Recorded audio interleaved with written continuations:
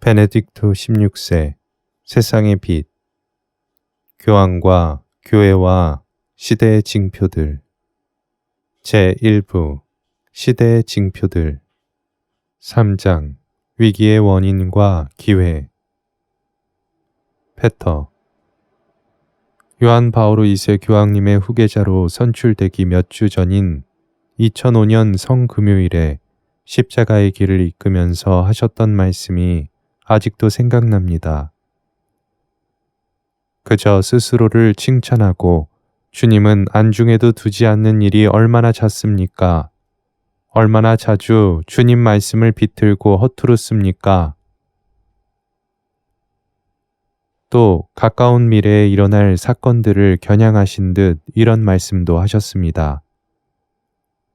교회 안에 더러움이 얼마나 많습니까? 게다가 마땅히 모든 걸 다 주님께 바쳐야 할 사제들마저도 그렇습니다.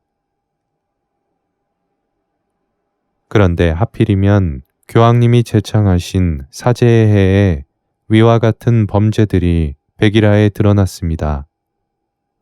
성경에 비추어 볼 때 이런 추문들이 밝혀지는 것 자체를 일종의 징표로 이해할 수 있지 않을까요? 교황 이제 이런 말을 할 수 있을지도 모르겠습니다. 악마가 사제의 해를 참고 볼 수 없어서 우리 얼굴에 오물을 내던지고 말았다고요. 마치 다른 사람들도 아닌 사제들 사이에서도 얼마나 더러움이 많은지 세상에 보여주기라도 하려는 듯 말이에요. 한편으로는 이렇게 말할 수도 있을 것입니다. 사제의 해를 맞아 우리가 스스로를 추워 올리며 승리감에 도취되지 않고 정화의 해, 내적 쇄신과 변화, 그리고 무엇보다 회개의 해로 보내게 하시려고 주님이 우리를 더 심오한 차원의 정화로 이끄셨다고 말이죠. 회개는 구약의 근본이 되는 요소 가운데 하나인데 이 회개의 개념이 점차 사라지고 없습니다. 우리는 어떻게든 긍정적인 것만을 이야기하려 합니다. 그렇지만 부정적인 것은 존재하기 마련이고 그것은 어쩔 수 없는 사실입니다. 그러나 회개를 통해 스스로 달라지고 또 달라지게 할 수 있다는 것이 바로 긍정적인 힘이며 하느님의 선물입니다. 고대 교회에서도 회개를 이렇게 보았습니다. 이제는 회개의 정신으로 새롭게 시작하는 일이 중요합니다. 그와 동시에 성직에 대한 즐거움을 잃는 게 아니라 새롭게 얻는 것도 중요합니다. 그리고 고맙게도 이렇게 말할 수 있습니다. 그래서 그 일도 일어난 것이라고요. 주교와 사제, 평신도에게서 사제해에 대해 감격스럽고 감동적인 증언을 많이 들었습니다. 그들은 우리는 다시 주님이 우리를 새로이 부르시도록 하면서 사제의 해를 정화의 계기로 겸허의 표시로 이해한다. 그리고 바로 그로 말미암아 성직의 위대함과 아름다움을 다시 보게 되었다. 라고 증언합니다. 제 생각에 이번에 폭로된 저 끔찍한 사건도 이런 의미로 본다면 우리를 겸손하게 하고 우리로 하여금 새로 시작하게 만드는 일종의 섭리에서 온 일인 것 같습니다. 페터 성추문의 원인은 복합적입니다. 그러나 다른 그 무엇보다 이 끔찍한 사건에 이런 물음을 던지게 됩니다. 다른 사람도 아니고 날마다 복음을 읽고 또 미사를 집전하며 성사를 베풀고 그 성사에 힘입어 더 강해져야 하는 사람들이 어떻게 그토록 끔찍한 방법으로 죄를 범할 수 있을까? 교황 정말이지 악의 신비와 맞닿은 물음이지요. 이런 의문도 듭니다. 그런 사람은 아침에 제대 앞에 나아가 미사를 드릴 때 무슨 생각을 할까? 정말 회개하러 가기는 하는 걸까? 고해할 때는 무슨 말을 하나? 그런 참회는 어떤 결과를 가져올까? 참회는 그야말로 죄의 구렁텅이에서 벗어나 달라질 수밖에 없도록 만드는 위대한 장치가 아니던가. 스스로를 거룩한 일에 바친 사람이 그 성스러움을 완전히 다 잃어버리고 만다는 것, 즉 자신의 근본을 모두 잃어버릴 수 있다는 것 자체가 하나의 신비입니다. 적어도 사제품을 받을 때만큼은 분명히 위대함과 순수함에 대한 동경이 있었을 텐데 그것을 모두 잃어버리지 않고서야 그런 선택을 했을 리 없을 테니까 말입니다. 사람이 어떻게 그렇게 무너져 버릴 수 있을까요? 우리는 모릅니다. 그렇지만 그런 만큼 성직자들은 서로 살펴주고 스스로를 되돌아보며 반성하는 일을 게을리해서는 안 됩니다.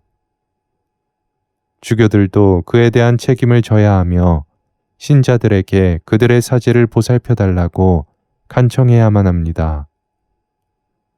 그리고 여러 본당에서 볼 수 있듯이 신자들은 사제의 부족한 점들을 알고 그것들을 보완해 줌으로써 사제에 대한 사랑도 커집니다. 패터. 일부이긴 해도 우리가 생각하는 교회의 모습이 잘못되지 않았나 싶습니다.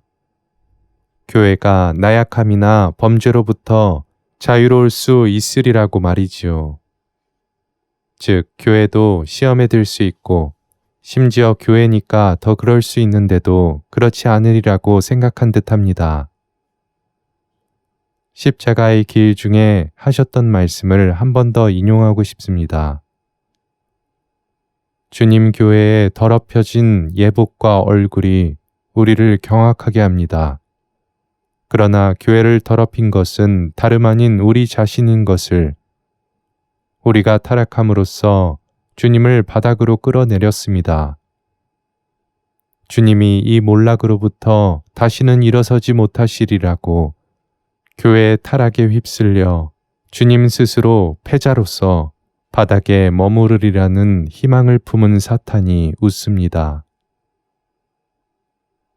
교황. 그래요. 그것이 오늘날 우리가 볼 수 있는 모습이며 특히 십자가의 길을 묵상할 때면 떠오르는 모습입니다. 그러나 여기서 분명히 해둘 점은 그리스도께서 이런저런 일들로 괴로워하신 게 아니라 인간의 역사 전부를 받아들이셨다는 사실입니다. 그분의 순환은 그저 신학 차원의 공식이 아닙니다. 주님의 순환을 보고 우리가 그분 편에 설 수 있도록 우리를 그분께 맡기는 것은 바로 실존적 행위입니다. 십자가의 길을 묵상하면서 우리가 깨닫고 받아들이게 되는 것은 예수님은 정말로 우리를 위해 순환을 겪으셨으며 나의 문제까지도 그분이 가져가셨다는 것입니다. 이제 주님은 마음 깊은 곳에서 나를 찾으시어 당신 곁으로 끌어올리시고 이끄십니다. 악 또한 항상 교회의 신비에 포함됩니다. 일반 사람들과 성직자가 교회 안에서 이룬 일들은 이 교회를 지으시고 지탱하시는 분이 바로 주님이란 사실에 대한 증거입니다. 교회가 오로지 사람들 손에만 맡겨졌다면 벌써 오래전에 몰락해버렸지요. 패터. 성추문들로 인해 교회에 또 다른 추문들이 있는 것은 아닌지 의심받을 수도 있을 것입니다. 이를테면 권력 남용이라든가 인간관계를 왜곡시키고 교육해야 할 임무를 저버린다거나 자기의 재능을 남용하는 등 말입니다. 고대 그리스에서는 비극이 관객들에게 정신적 충격, 즉 일종의 정화 효과를 불러일으키도록 했는데 그렇게 함으로써 자신의 삶에 대해 되짚어보도록 한 것이지요.